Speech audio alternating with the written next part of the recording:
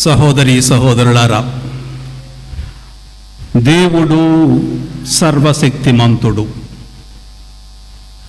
దేవుడు సర్వశక్తిమంతుడు కావున స్వాభావికంగా ఆయన వాక్కు కూడా సర్వశక్తిని కలిగి ఉంటుంది. అందుకే మనం హెబ్రీయులకు వ్రాసిన లేఖలో దైవవాక్కు గల మహాశక్తిని ఇట్లు అభివర్ణించింది. 4వ అధ్యాయం 12వ వచనంలో హెబ్రీయులకు వ్రాసిన లేఖ చదవొద్దెవరు. దేవుని వాక్కు సజీవమును చైతన్యవంతమైనది, అది పదునైన రెండంచుల ఖడ్గము కంటెను పదునైనది, జీవాత్మల సంయోగ స్థానము వరకు కీళ్ళు మధ్య కలిగి వరకు అది ఛేదించుకొని పోగలదు. మానవుల హృదయ ఆశలను ఆలోచనలను అది వీక్షింపగలదు అని దేవుని వాక్కు ఏ రీతిగా మానవుని జీవదాయినిగాను శక్తిదాయకమైన దానిగాను ఉంటుందో వెల్లడించింది. అంతేకాదు, మానవునిలోని ప్రతి అణువులోనికి చొచ్చుకొని పోయి మానవ జీవితాన్ని ప్రతిభావితం చేసే అనన్యమైన సత్తువ దైవవాక్కు కలదు. అదేవిధంగా మానవ హృదయాంతరాళములో దాగి ఉన్న ఆశలను ఆశయాలను కూడా ఆ వాక్కు నిశితంగా పరిశోధించి విచక్షింపగలదు. దైవవాక్కును భక్తితో పఠించి ప్రార్థించుకునే వానికి ఈ వాక్కు దారిదీపమై హృదయ జ్ఞానమై తోడ్పడగలదు. ఇంత శక్తివంతమైన దైవవాక్కును అశ్రద్ధ చేసి మానవుడు ఏమి సాధించగలడు? అందుకే ఈరోజు ఏ విధంగానైతే పునీత అంతోని వారు దైవవాక్కును జీవించాడో బోధించాడో, ఈరోజు కూడా మనము ఈ విచారణకు చెందిన వాళ్ళం, పునీత అంతోని వారి విచారణకు చెందిన వాళ్ళం. మనం కూడా ఆ విధంగానే మన ఈ దైవవాక్కును మన జీవితంలో పాటించాలని ప్రార్థన చేసుకుందాం. సర్వశక్తి స్వభావం గల ఈ దైవవాక్కును కొందరు ఆధునికులు దుర్వినియోగం చేస్తున్నారు. వారికి నచ్చినవి, వారికి అనుకూలమైనవి మాత్రమే ఏరుకొని బైబిల్ నందలి కొన్ని భాగాలను మాత్రమే చదువుకొని కొందరు కాలం గడుపుతూ ఉన్నారు. అట్టివారు అసంపూర్ణమైన అల్పజ్ఞానంతో కొట్టుమిట్టాడుతూ సమగ్ర శక్తివంతమైన దైవవాక్కునకు అడ్డుకట్టలు వేస్తూ ఉన్నారు. అజ్ఞాన బోధలు చేస్తూ ఉన్నారు. ప్రజల హృదయాలలో అపార్థాలు సృష్టిస్తున్నారు. వారిని పెడతలో పట్టిస్తున్నారు. కావుననే భక్త పౌలు గారు తిమోతికి వ్రాసిన 2వ లేఖలో మనం ఇలా చదువుతున్నాం. ఆయన హెచ్చరించాడు. తిమోతి రాసిన 2వ లేఖ 4వ అధ్యాయం 2 నుంచి 4 వచనాలు. నీవు వాక్యమును బోధింపుము, అనుకూల సమయములందును ప్రతికూల సమయములందును దానిని కొనసాగింపుము, సహనముతో కూడిన బోధతో ప్రజలను ఒప్పించుచు ఖండించుచు ప్రోత్సహించుచు ఉండుము అని చెప్పాడు. చూడని, వాక్యమును బోధింపుము, అనుకూల సమయాలలో ప్రతికూల సమయాల్లో దీన్ని ముందుకు తీసుకుని వెళుతూ ఉండు, సహనముతో కూడిన బాధతో ప్రజలను ఒప్పించుచు ఖండించుచు ప్రోత్సహించుచు ఉండుము అని ఆయన సెలవిచ్చాడు. కానీ నీవు ఒక్క విషయమును గమనింపుము అంటాడు. ప్రజలు సత్యబోధను ఆలకింపని సమయము వచ్చును. ప్రజలు సత్యబోధను ఆలకింపని సమయం వచ్చును. దురద చెవులు కలవారై వారు తమ ఇచ్చ వచ్చినట్లు తమకు నచ్చిన వారినే బోధించు పెక్కుమంది బోధకులను వారు చేరదీయుదురు. సత్యమును వినుట వదలి కట్టుకథల వైపు వెళుతూ ఉందురు. జరుగుతుంది కదా ఈరోజు ఈ కాలంలో. గుళ్ళోకి వస్తారు ఇక్కడికి, మళ్ళీ వెంటనే ఎక్కడికి వెళ్ళాలి. పాస్టర్ గారు వాక్యం చెబుతున్నాడంట, ఇక్కడ వదిలిపెట్టేశారు వాక్యాన్ని. పాస్టర్ గారు వాక్యం వినాలి, ఆ కట్టుకథలు వినాలి, అక్కడికి వెళ్ళాలి. వెళ్ళకపోతే వాళ్ళు నిద్ర పెట్టదు. అక్కడికి వెళ్ళి ఏమంటే 10% ఏదో దశంభాగం ఇచ్చే వరకు వాళ్ళకి నిద్ర పెట్టదు. ఆ జులుం వదిలించుకొని రావాలి వాళ్ళు. కొందరు కథోలికులు చేస్తూ ఉన్నారు ఈ మధ్యన అది. అందుకని సత్యమును వినుట వదిలి కట్టుకథల వైపు వెళుతున్నారు. అందువలన నీవు దైవవాక్కు యొక్క విశిష్టతను, సంపూర్ణ సత్యమును గూర్చి శ్రద్ధ వహింపుము అని ఆనాడు పౌలు గారు తిమోతిని హెచ్చరించాడు. అన్ని విషయములందును నీవు జాగ్రత్తగా ఉండుము, కష్టములను సహించి సువార్త ప్రచారము చేయుము, దేవుని సేవకుడుగా నీ విధిని సక్రమముగా నెరవేర్చుమని పౌలు సూచించాడు. ఈ అనంతమైన శక్తిగల దైవవాక్కును ప్రజలకు బోధించుటలో భక్తి శ్రద్ధలను కలిగి ఉండుమని, సంపూర్ణ సత్యమును చలించని విశ్వాసముతోను పట్టుదలతోను ప్రబోధించుమని బోధించిన వాక్యానుసారము విశ్వాసులు జీవించేలా చూడమని పౌలు స్పష్టం చేశాడు. ఈ విధంగా హితవిచ్చాడు తిమోతికి. ఈ హితబోధ దైవవాక్య శక్తిని చక్కగా కాపాడుతుంది. దైవవాక్కును ప్రజలు పూర్తిగా జీర్ణించుకొని సద్భక్తితో జీవించే అవకాశాన్ని కల్పిస్తుంది. ఇది చాలా కీలకమైన అంశం. దైవవాక్కునకు అనుకూల వాతావరణం సృష్టించే విధి నిర్వహణకు ఇది బాగా తోడ్పడుతుంది. అయితే ఇప్పుడు ఒక గమనిక.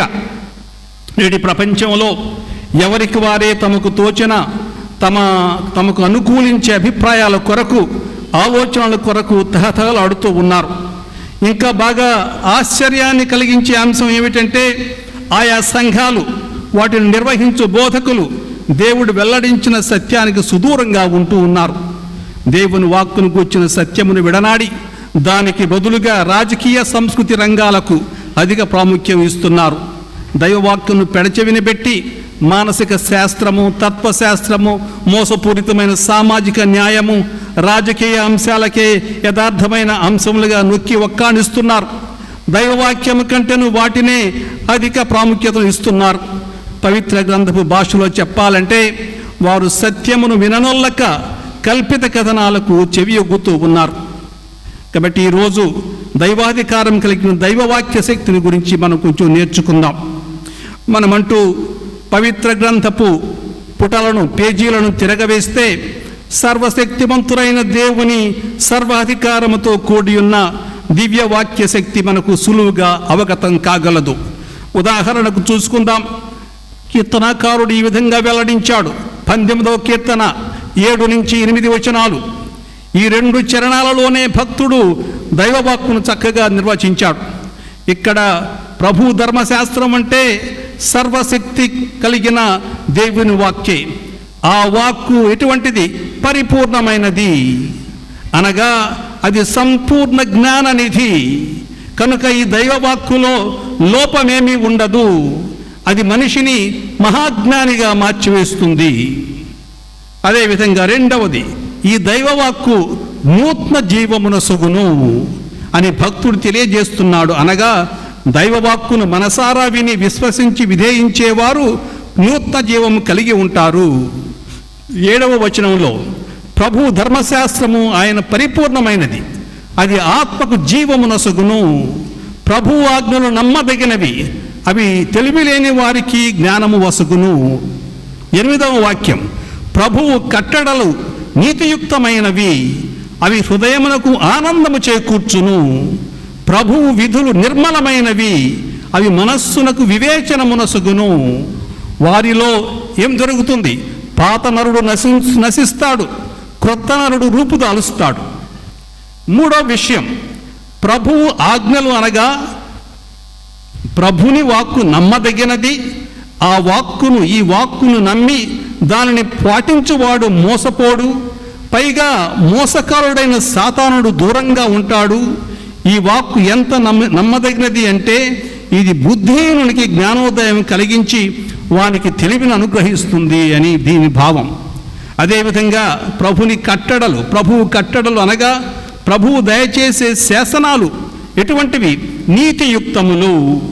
శాసన రూపం దాల్చిన దేవుని వాక్కు సత్యనిష్టతను, సత్యసంధతను, నైతిక వర్తనను మనకు నేర్పుతూ ఉంటాయి. దానివలన లభించే ప్రతిఫలం ఏమిటి? నీతి నిజాయితీ కలిగి జీవించే వారి హృదయములను దైవవాక్కు ఆనందంతో నింపుతూ ఉంటుంది. ఈ ఆనందం సర్వసాధారణమైన ఆనందం కాదు, కానీ నీతిని నిజాయితీలకు ఆలవాలమైన నీతి సూర్యుడకు దేవుడు ప్రసాదించు దివ్యానందం. అదేవిధంగా దైవవాక్కు మనకు విధులను నేర్పుతుంది, మనం చేయవలసిన కర్తవ్యాన్ని నేర్పుతుంది. భక్తితో నిండిన మనస్సునకు విచక్షణా జ్ఞానమును దయచేస్తుంది. కనుకనే దైవవాక్కు ఎటువంటిది? నిర్మలమైనది అని కీర్తనాకారుడు నిర్వచించాడు. కావున పరిపూర్ణమైనదియును, నూతన జీవమునొసగదియును, విశ్వసనీయమైనదియును, మందబుద్ధిని తొలగించునదియును, నీతియుక్తమైనదియును, ఆనందదాయకమైనదియును, వివేకమునొసగదియును, నిర్మలమైనదియును అగు దైవవాక్కును మనం అంగీకరించాలి. ఇన్ని లక్షణాలు ఉన్నాయి దైవవాక్కుకి. పరిపూర్ణమైనది దైవవాక్కు, నూతన జీవం వసగేది దైవవాక్కు, విశ్వసనీయమైనది నమ్మదగినది దైవవాక్కు, మన మందబుద్ధిని తొలగించేది దైవవాక్యం, నీతియుక్తమైనది దైవవాక్కు, ఆనందదాయకమైనది దైవవాక్కు, వివేకం వసగేది దైవవాక్కు, నిర్మలమైనది దైవవాక్కు. అదేవిధంగా మన ఇటువంటి వాక్కును మనం ఆశ్రయించాలి. ఈ వాక్కు యొక్క శక్తిని గుర్తించి తనుగుణంగా మనం మసులుకోవాలి.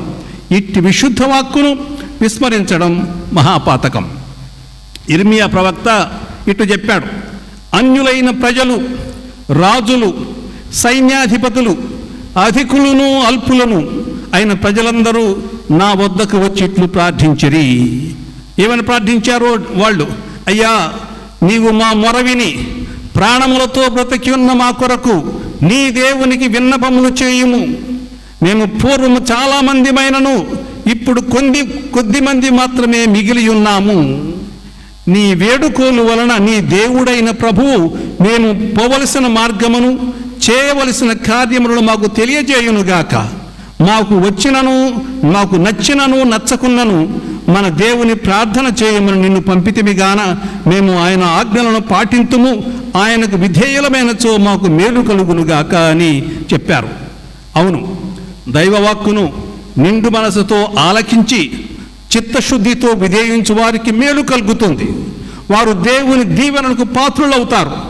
వాక్యభక్తి కలవారు ఆ వాక్య శక్తిని చవిచూస్తారు. దైవవాక్కునకు మనిషిని బ్రతికించే శక్తి ఉన్నదని చెబుతూ మత్తయి సువార్తకారుడు ఇట్లు వ్రాశాడు.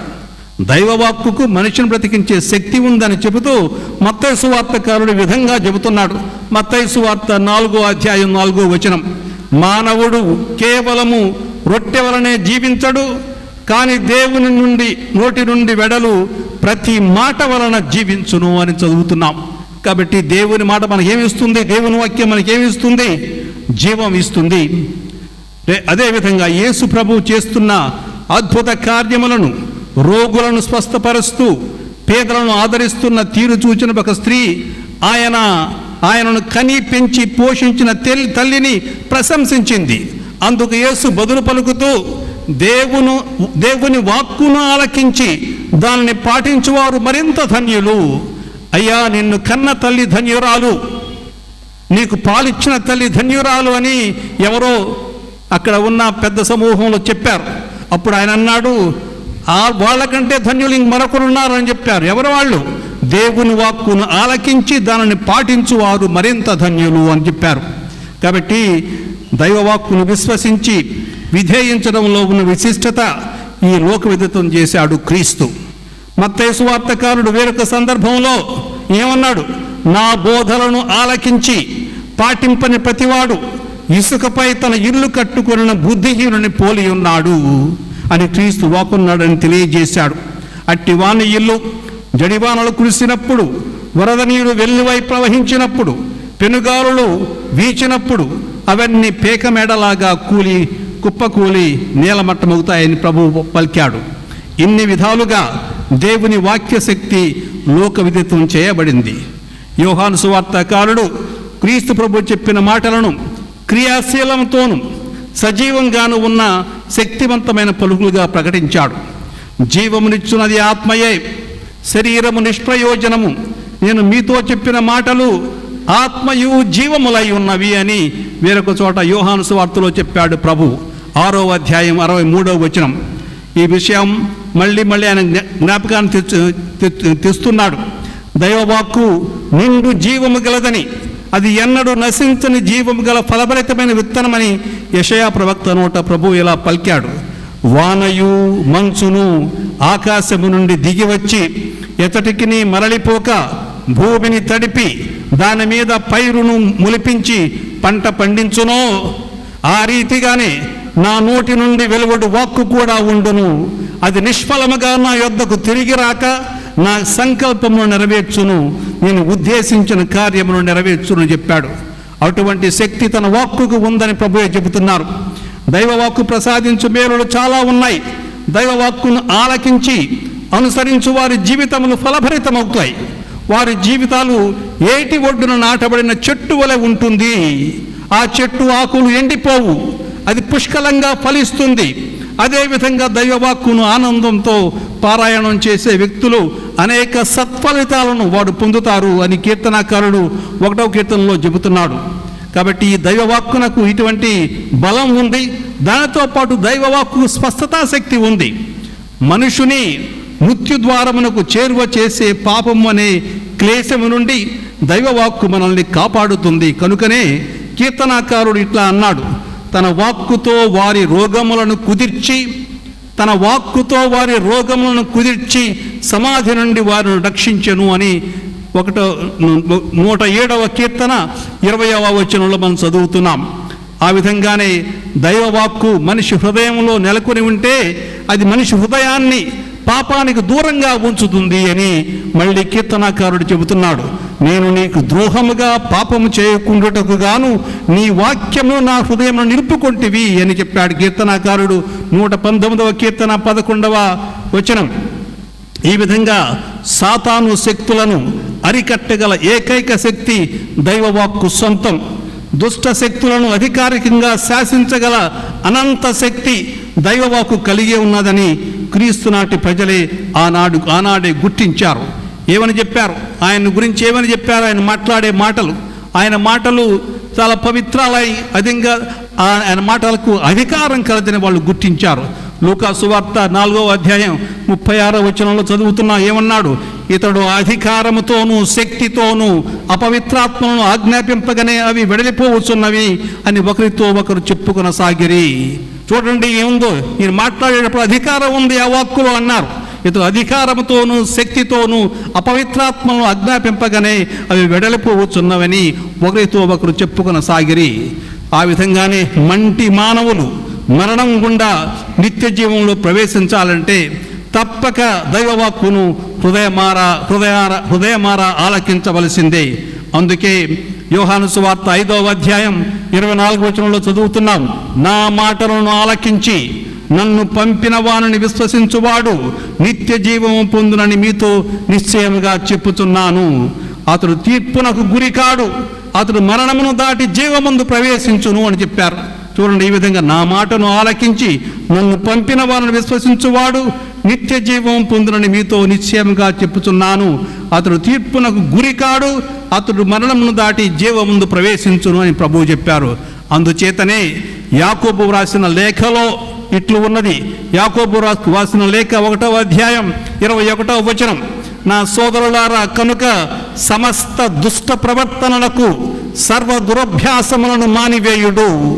ఆయన మీ హృదయములపై ముద్రించిన వాక్కును సాత్వికంగా ఆలకింపుడు. దేవుని వాక్కు ఎక్కడ ఉంది? మన ఆత్మలపై ముద్ర వేయబడింది, మన హృదయములపై ముద్ర వేయబడింది. కాబట్టి సాత్వికంగా దాన్ని ఆలకించండి, దానికి మిమ్మల్ని రక్షించు శక్తి గలది అంటాడు. ఆ వాక్కుకి మిమ్మల్ని రక్షించే శక్తి ఉంది. కాబట్టి అప్పుడప్పుడు మనం అంటూ ఉంటాం, ఏం చేయాలో నాకు తెలియటం లేదు, సందిగ్ధంలో పడతాం, ఏం చేయాలో తెలియదు.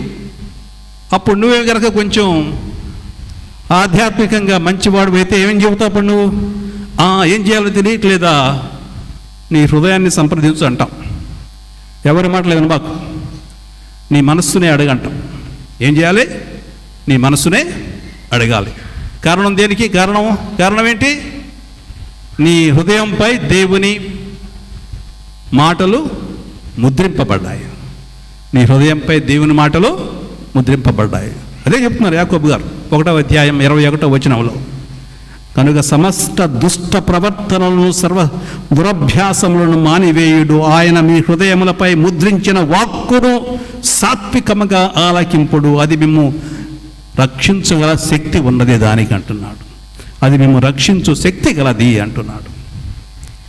క్షేమగు బీజము ద్వారా గాక సజీవమును శాశ్వతమును అగు దేవుని వాక్కు అను అక్షయమగు బీజము ద్వారా మీరు జన్మము నుండి నూతన జన్మము నుండి తిరిగి అమరుడుగు పితకు సంతానమైతిరి అని మళ్ళా పేతురు గారు చెప్పారు. తను రాసిన మొదటి లేఖ 1వ అధ్యాయం 23వ వచనం. క్షేమగు బీజము ద్వారా కాక సజీవమును శాశ్వతమును అగు దేవుని వాక్కు అను అక్షయమగు బీజము ద్వారా మీరు నూతన జన్మను పొందిరి. ఆ వాక్యం వలన మీరు నూతన జన్మను పొందారు. అమరుడుగు పితకు సంతానమైతిరి. ఆ విధంగా మీరు దేవుని బిడ్డలయ్యారని చెబుతున్నాడు. కనుక మహాశక్తి గల శక్తివంతమైన దైవవాక్కును ఆలకించి దానిని అనుసరించి ధన్యులమవుదాం. దైవవాక్కు అనేది అచ్చువేయబడ్డ ఒక పుస్తకం కాదు. దైవవాక్కు శక్తి గల, జీవం గల, ఒక క్రియాశీలం గల ఒక స్వస్థతా సాధనం. దేవుడు మాట్లాడిన మాటలు ఆ మాటలే ఇక బైబిల్ గ్రంథంలో మనకి అచ్చువేయబడ్డాయి. బైబిల్ గ్రంథం చదువుతున్నాం. మనిషిని నూతన మానవునిగా, నూతన సృష్టిగా చేయగల సృజనాత్మకమైన వాక్కు దైవవాక్కు. అందుకే ఆ వాక్కును మనం ప్రతిరోజు వింటూ ఉండాలి, దాన్ని పాటిస్తూ ఉండాలి. మానవుని విజ్ఞానంతో నింపి హృదయ పరివర్తనను కలిగించగల విశుద్ధ అద్భుత శబ్దం ఈ దైవవాక్కు. ఈ వాక్యే అద్వితీయ రక్షణ మార్గం.